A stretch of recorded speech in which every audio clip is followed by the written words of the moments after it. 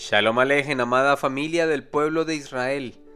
EMC Shalom Internacional comparte en audio el material de estudio Enehat de la Parashá Vayera, que significa apareció. Seguimos hoy con la aliyá número 3 del libro de Bereshit, que en español es Génesis, capítulo 19, versículos del 1 al 20. Antes de iniciar, en el nombre de Yeshua HaMashiach, la bendición al Eterno por la lectura de la Torá. Baruch atah Adonai, Eloheinu melech haolam, asher bahar banu mikol ha'amim benatan lanu et torato, Baruch atah Adonai noten haTorá. Amén. Bendito eres tú, Eterno Elohim nuestro, Rey del universo, que nos has elegido de entre todas las naciones y nos has dado tu Torá. Bendito eres tú, Eterno, donador de la Torá. Amén. Iniciamos en el capítulo 19, versículo 1, su primera porción dice así. Los dos mensajeros llegaron a Sedom al anochecer, cuando Lot se hallaba sentado a la puerta de Sedom. El relato comienza haciendo alusión a dos de los tres personajes que habían visitado a Abraham. Anteriormente pudimos entender que uno de ellos era Yahvé. Los otros dos se dirigieron a Sedom, a Sodoma, con dos objetivos claros: hacer juicio sobre la ciudad y salvar a Lot. Que Lot estuviera a la puerta de la ciudad podía indicar que estaba sentado con los jueces de esa ciudad para resolver un problema propio o de otra persona. ¿Estaba actuando como juez o simplemente estaba comerciando? Bereshit capítulo 23, versículos 10 y 11. Efrón estaba presente entre los hititas, así que Efrón el hitita le respondió a Abraham, a oídos de los hititas, de todos sus compueblanos, diciendo: No, patrón, escúcheme, yo le doy el campo y le doy la cueva que hay en él, se la doy en presencia de mi pueblo, entierre a su difunta. Bereshit capítulo 34, versículo 20. Así que Hamor y su hijo Shechem fueron a la plaza pública de su pueblo y les hablaron a sus compueblanos. Ruth capítulo 4 versículo 1, la primera porción. Entretanto, Boaz había subido a la puerta de la ciudad y se sentó allí. Lo anterior nos lleva a concluir que Lot es salvado por la intercesión de Abraham, puesto que su sobrino era un motivo de preocupación.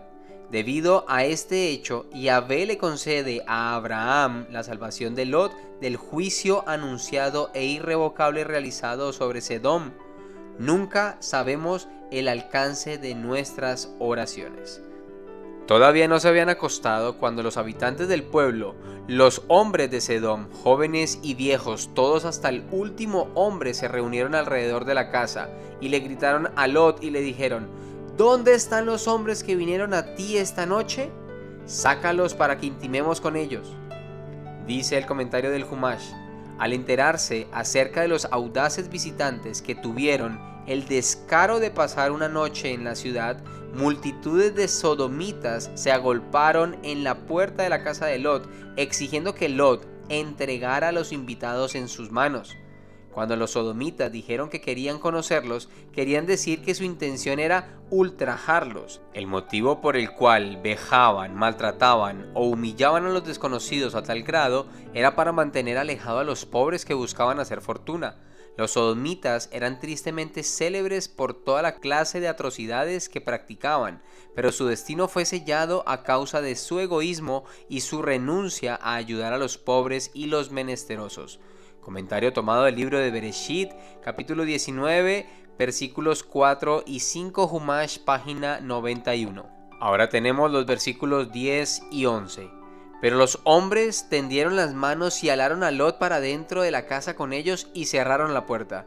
Y a la gente que estaba a la entrada de la casa, viejos y jóvenes, los cegaron con una luz enceguecedora, de modo que no podían hallar la puerta. En vista de la negativa de Lot de permitirles ultrajar a sus visitantes, los lugareños arremeten contra él. Lot es salvado por los visitantes que lo introducen en la casa. Adicionalmente, la luz enceguecedora hizo que los enemigos no pudieran encontrar la puerta de la casa, evitando así que llevaran a cabo sus planes. A nivel de remés, entendemos que cuando se levantan enemigos contra la verdad, el Eterno hace que se destruyan a sí mismos. El versículo 14 dice así: Así que Lot salió y les habló a sus yernos, los que se habían casado con sus hijas, y les dijo: Levántense, vámonos de este lugar, porque Yahvé está a punto de destruir la ciudad. Pero a sus yernos les pareció que bromeaba. A primera vista, parece haber una contradicción en este pasaje, puesto que Lot le dice a la multitud versículos antes que sus hijas no habían conocido varón.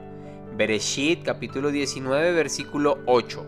Miren, yo tengo 2 hijas que no se han unido con hombre. Permítanme traérselas y podrán hacerles lo que les plazca, pero no les hagan nada a estos hombres, ya que ellos están al amparo de mi techo. Sin embargo, en este pasaje dice que estaban casadas.